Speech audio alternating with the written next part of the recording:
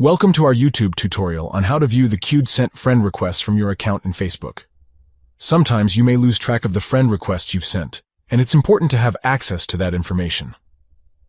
In this comprehensive guide, we will walk you through the steps to access and manage your sent friend requests. Let's get started. Step 1.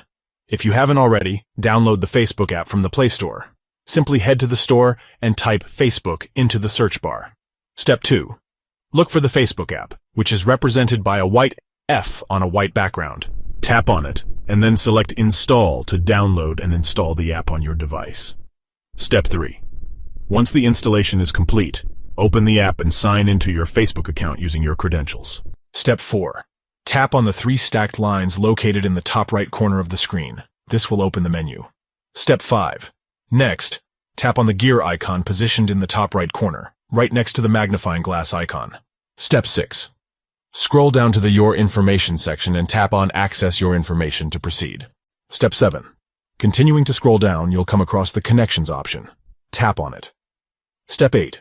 Within the Connections section, tap on See More to expand the options.